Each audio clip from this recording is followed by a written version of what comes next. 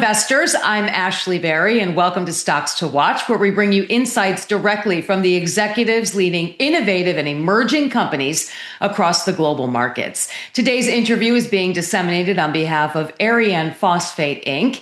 Arianne Phosphate trades on the TSX Venture Exchange under the symbol DAN, over the counter in the United States under DRRSF, and on the Frankfurt Exchange under JE9N. And joining us today, without further ado, is Brian Ostroff, Head of Strategic Business Initiatives at Arianne Phosphate. This is a company focused on advancing one of the most significant undeveloped phosphate projects in North America. So, Brian, welcome to the show. Excited to have this conversation. Thank you for having me. I'm looking forward to it. Yes, absolutely. So for investors who may not follow, say, the fertilizer or critical minerals markets really closely, can you start by perhaps explaining why phosphate is such an essential resource globally and why it really remains irreplaceable, I would say, in modern agriculture and food production? Yeah, well, that's a great question. And I think you're right. I think that people do not have much of an understanding of phosphate and certainly don't understand developments over the last few years and what that means. So, obviously, most people do understand that phosphate generally is an agricultural commodity. It's used in fertilizer. It's one of the macronutrients along with nitrogen and potash. But I think investors at that point kind of make a mistake in that, all three, they must all be the same. And they're really not. They are all used for different aspects. They do all come together in fertilizer. But, I think one of the things in looking at phosphate is really understanding the very risky supply demand. So most of the world actually doesn't have enough phosphate on their own here in North America. Big agricultural economy. We have to import phosphate. We have, but we just don't have enough. And then South America imports. Western Europe imports. A lot of Asia imports. And you've got demand constantly growing. And we are all short of phosphate. And so where does it come from? The big picture, most of it comes out of the Middle East and North Africa. At the end of the day, unfortunately, once again, we've seen the Middle East can sometimes be a very challenging jurisdiction. We've seen recently fertilizer prices moving up because of the Straits of Hormuz. In the case of phosphate, look, a lot of it does come out of Morocco, and Morocco's a good address. It just happens to be in a bad neighborhood. Jordan, Egypt, they're big producers as well, and they're kind of right in the crossfire. And so obviously, with it being highly concentrated geographically, from a geopolitical supply chain perspective, as kind of you're talking about, why would you say it's increasingly important for North America and, say, Western markets to really develop the secure domestic sources of phosphate right now? Before we continue, be sure to subscribe to our channel and ring the bell to get notified about our latest videos. Well, first and foremost, again, it comes down to food security. Without mined phosphate, 80% of the world's population starves to death. So it's great to have the canola fields of Saskatchewan. It's great to have the wheat fields in the Dakotas, and it's great to have the corn fields in Iowa and Nebraska. But if you don't feed it with phosphate, those yields are going to drop. So, you've got that aspect. But, another aspect, of course, is, as we've started to see, more advanced technologies are starting to be used that are phosphate based. And those are things like batteries, the LFP battery. And, we'll continue on the overview and we'll kind of circle back around on it, but it's important. So, not only are you talking about food, which is energy for people, but you also need energy for civilization. Absolutely. And so, we're talking, and I'd say we just jump right into it beyond the traditional fertilizer markets. Phosphates being discussed in connection with the lithium iron phosphate or LFP batteries, which you mentioned, and really other advanced materials. So, how would you say you see phosphate really playing a role in the broader energy transition and electrification economy? Yeah, great question. So, in order to make the LFP battery, you need purified phosphoric acid.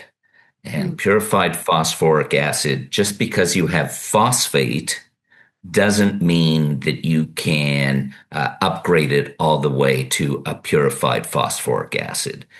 And in fact, most of the world's phosphate is not capable of being upgraded. So, you definitely have this crunch.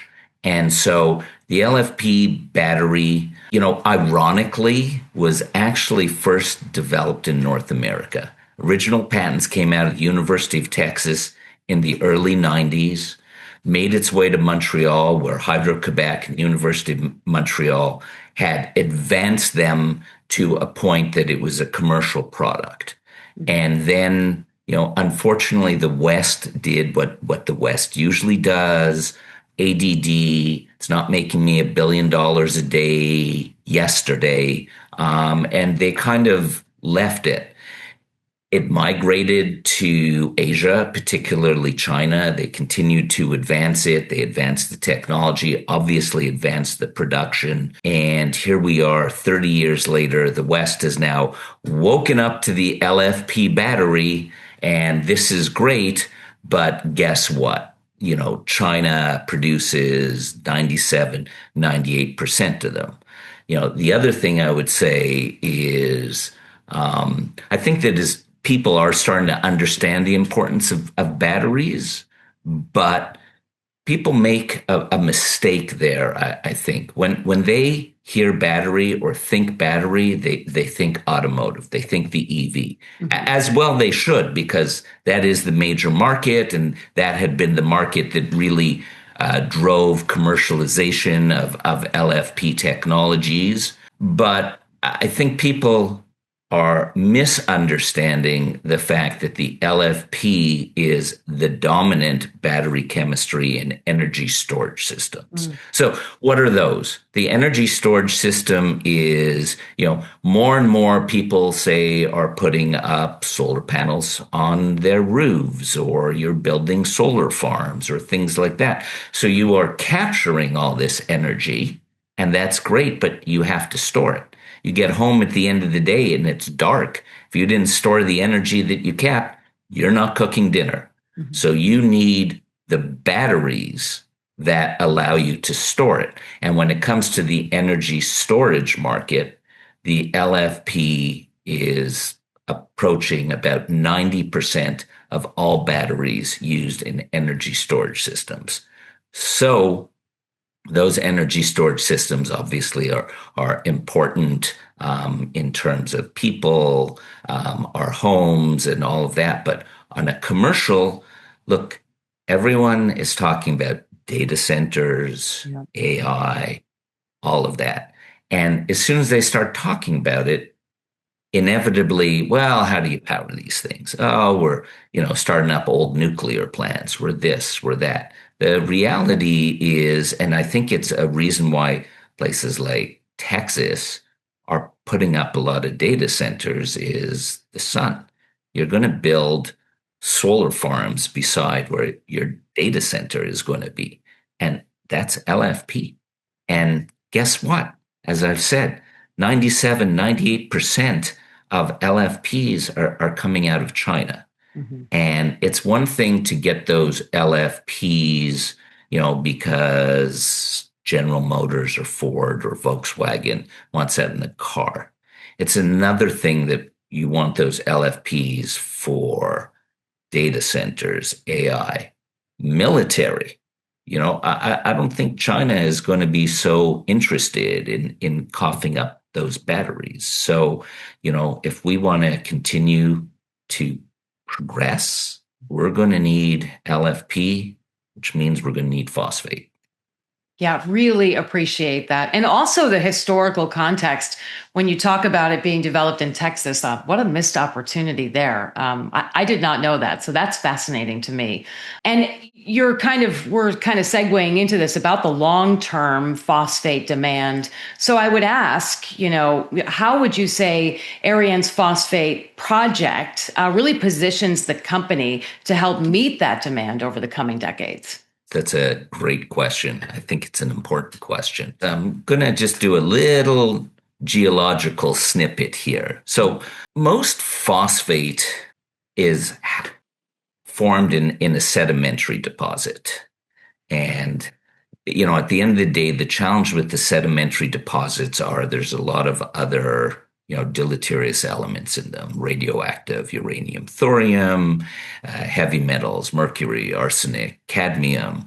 And so ultimately, they can be challenging to upgrade. Now, there are these rare deposits that are igneous. They're hard rock formed, and they tend not to have these deleterious elements. Interestingly, going back to the supply demand challenges, most of the world's igneous phosphate deposits are actually in Russia. So there you go. Now, igneous deposits only make up about 6 or 7% of all phosphate produced, and Russia is about 85% of that. Now, kind of getting back to what that means is an igneous deposit allows you to make a purified phosphoric acid, which is the material that you need for the LFP.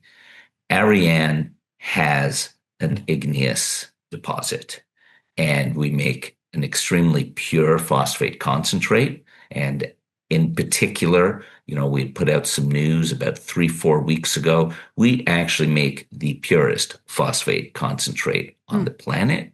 It's here in the province of Quebec, Canada, mining-friendly jurisdiction. So some of the challenges around supply, demand, geopolitics, well addressed. And so our project, the geology of our project, the location of our project really will allow us to target purified phosphoric acid, which is the material for the LFP. Mm-hmm. And I would also add the exclamation point on all of this is the Arianne mine is fully permitted, shovel ready. So, we are very slowly coming to realize the importance of phosphate in the new economy. Mm-hmm. There are some companies that obviously are chasing this down as well. They should. We need, and in particular, we need in good jurisdictions. But Arianne's been at it a long time, and we are fully permitted, which puts us first up in terms of the West looking to secure the materials that they need. Well, that sounds like something investors should be paying very close attention to. Fully permitted, shovel ready. Also, really promising when you talk about the grade of this, which is, and I would have to imagine there's the commitment to environmental sustainability here as well. Yeah.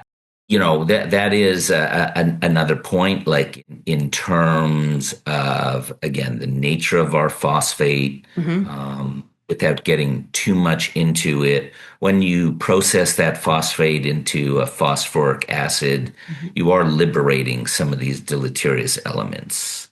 And so if you look, and not the case for us, but there are a lot of operations where the byproduct then gets stacked, a tailings dam. It's radioactive. It's got heavy metals. We have no choice. We need that material to eat.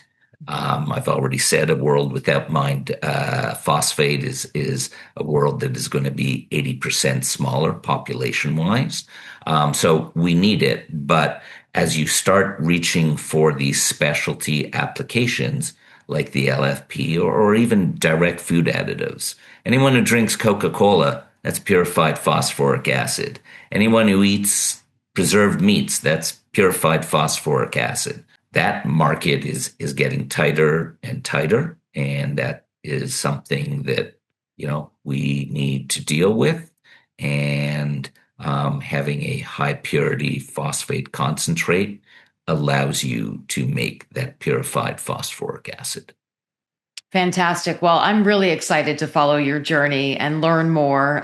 Brian Ostroff, Head of Strategic and Business Initiatives at Arianne Phosphate. Thank you again so much for joining us today. And for viewers interested in learning more, which I'm sure you are, I certainly am, Arianne Phosphate Inc. trades on the TSX Venture Exchange, again, under the symbol DAN, OTCQB in the US, DRRSF, and on the Frankfurt Exchange under JE9N. And of course, you can also learn more by visiting the company's website at arianne-inc.com.